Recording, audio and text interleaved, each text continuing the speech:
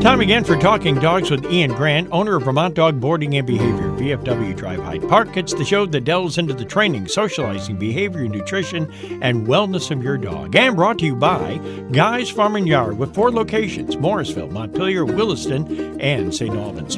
And we're back with the trainer, Ian Grant, and this week the title is Ending on a Good Note, and we both thought of the exact same thing before we started this show about a particular Seinfeld episode. It's funny how we both thought about that, about George Costanza ending on a high note. I thought that was pretty funny. Totally. Anybody who's watched Seinfeld remembers that, you know, taking from Jerry's showmanship book and saying, I'm ending the day on a high note. Yep. Everybody's in a good mood, now leave. Okay, yeah, exactly.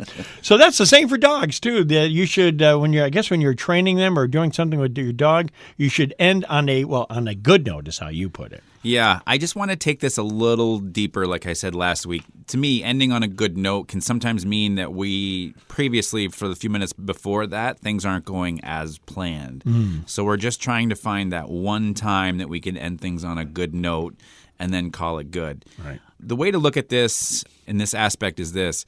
We want to be more aware of our dog's kind of mental and physical stamina going into this.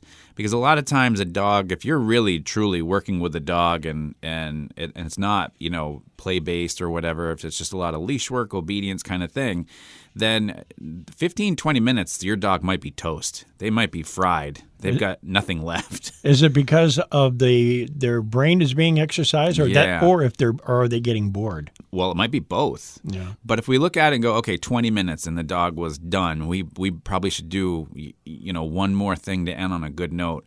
I would much rather next go around end at 15 minutes and make sure that we don't even delve into that area of it going south. Because then we're more aware of what our dog can handle. Then it's going to stay positive during the entire time. We're going to keep that momentum moving forward. The dog's going to be able to retain everything. So one time, it was recently, I think we did the show, The Repetitions of Success.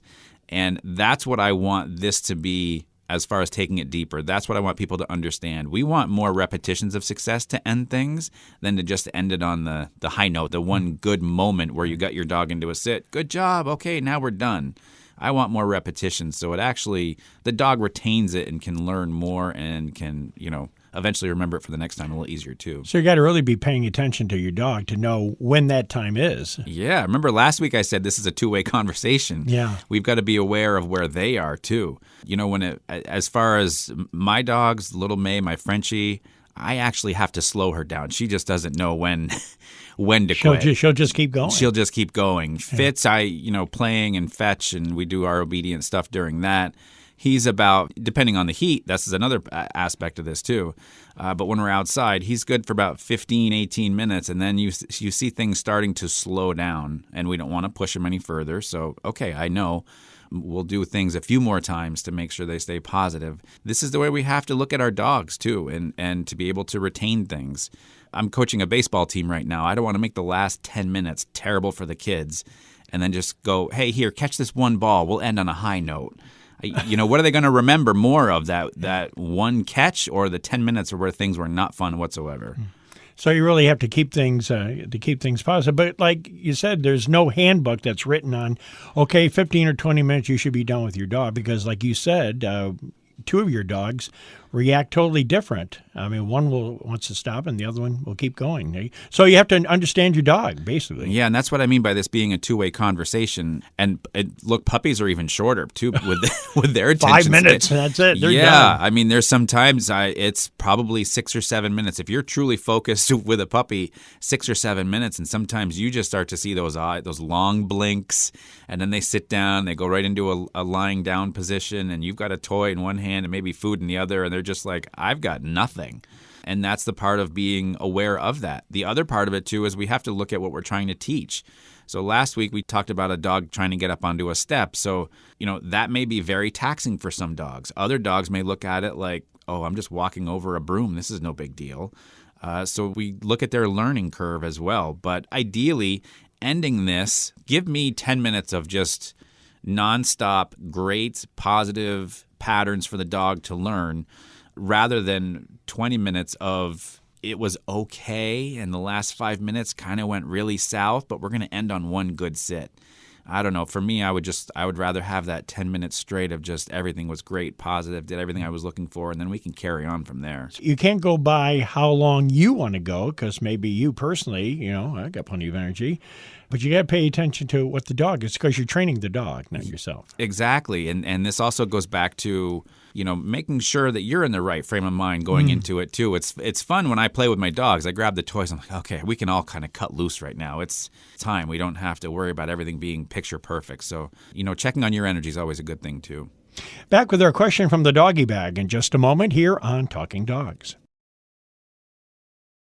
Back with Talking Dogs with Ian Grant from Vermont Dog Boarding and Behavior, VFW Drive Hyde Park. Find out more about his facility and programs. Go to Vermont Dog Boarding and Behavior, all spelled out, .com.